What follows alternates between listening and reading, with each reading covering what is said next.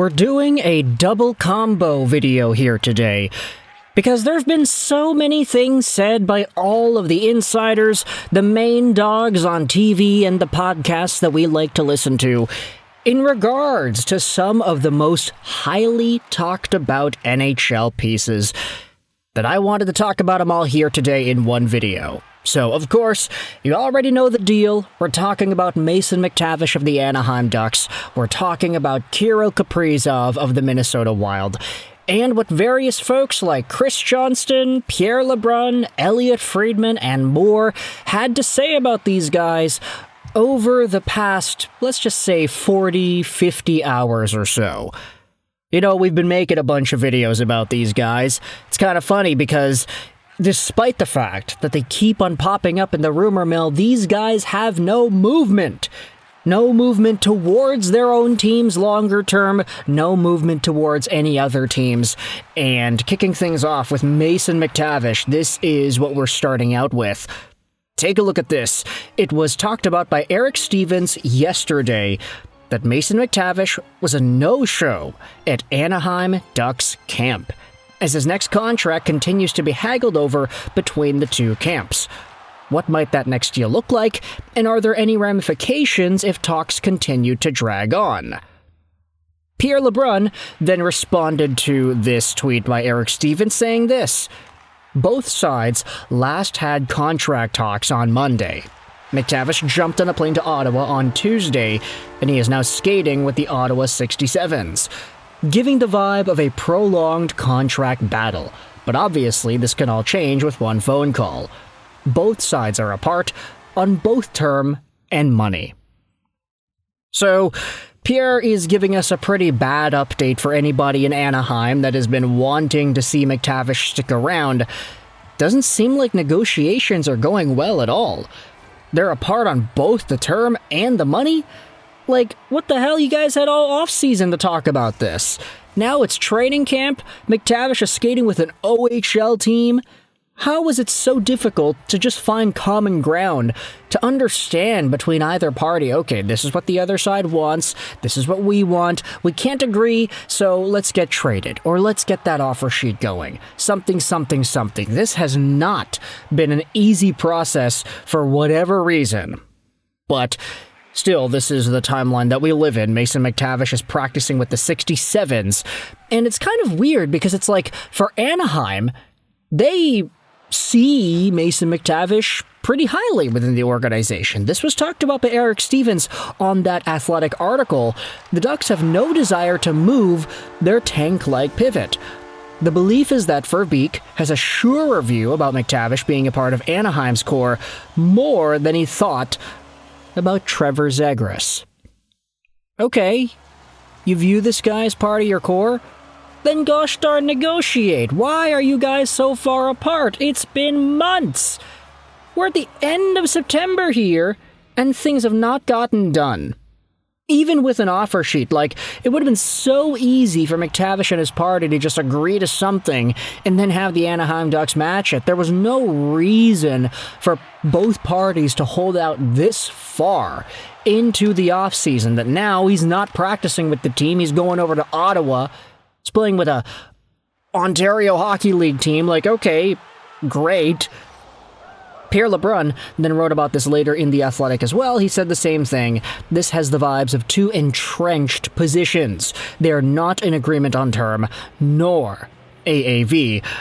Again, just kind of dramatically talking about where things are negotiation-wise. It doesn't really look all too great. Now, this is where we dive into just some of the answers, because I've been asking this entire time, what happened during the summer? Why is it so far apart? Chris Johnston said this on the Chris Johnston show yesterday regarding that exact thought. Throughout the summer, there definitely were talks on a longer-term deal.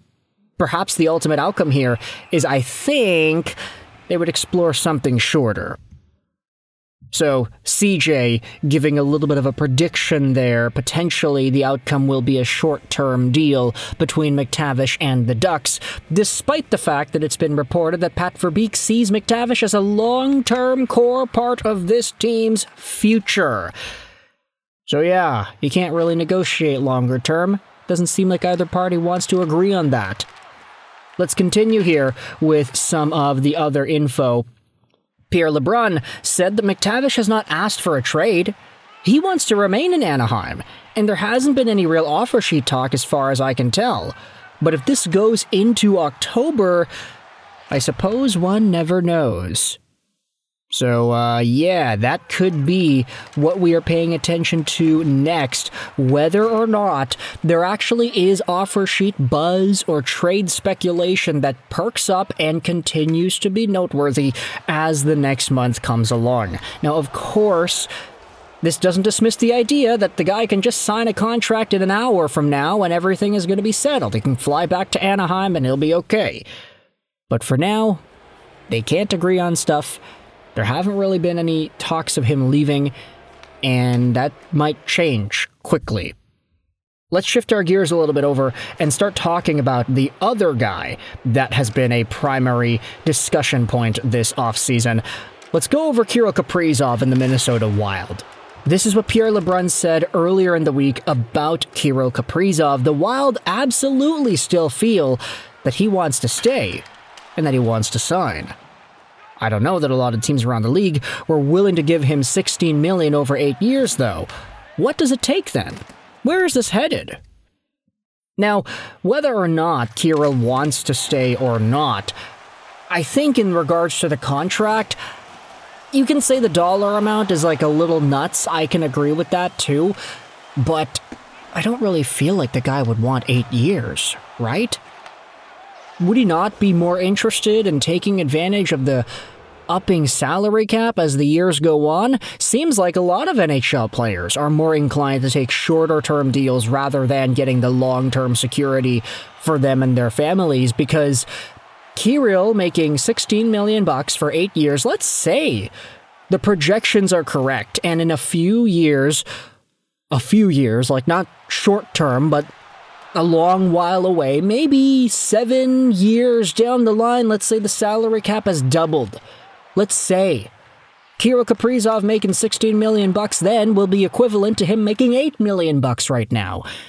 And then it's like, okay, well, this guy probably might want to do a short-term deal so we can continue upping his dollar amount per season because he can do that, because he's that talented, because he deserves to be paid near the top of the NHL every year. That might be the mentality that he's got. If it's strictly about money, I can understand if that's the way he's thinking about it. Although there has been speculation that, hey, maybe he doesn't want to go short-term because his injury history has impacted his earning potential. That definitely does make sense in my mind as well. Let's go over to what Elliotte Friedman said about this entire ordeal on 32 Thoughts earlier in the week. In regards to the offer that Kaprizov rejected, if you're the Wild, you have to sit back there and think, all right, is this really the best thing for us to do? Does it make sense for us to go any further? Does it make sense for Minnesota to continually explore a Kirill Kaprizov deal post $16 million AAV by 8-year contract rejection? That definitely is a philosophical, existential question that brings itself up for the ethos of this organization now that it's already been posted out there that this guy is not willing to sign that contract. Finally, Elliotte Friedman said this on 32 Thoughts podcast today: I'm not sure the Wild expected another try at this so quickly. What that makes me wonder if the player played a role and said, okay, we're going to talk about this again. So, a few days later, Elliott's already going out there and giving a little bit more of an optimistic flavor on what these Kaprizov negotiations can look like, assuming the negotiations are actually continuing. They're actually negotiating, unlike the Mason McTavish party. So, with that in mind, let me know your thoughts in the comment section below about Kaprizov and McTavish, the latest on these two guys, and what Chris Johnston, Pierre Lebrun, Elliotte Friedman all had to say about them. If you enjoyed this content in any capacity, then hey, leave a comment, leave a like. That really helps us out in the algorithm in the midst of this YouTube apocalypse that's going on right now. I hope you enjoyed this video. And bye.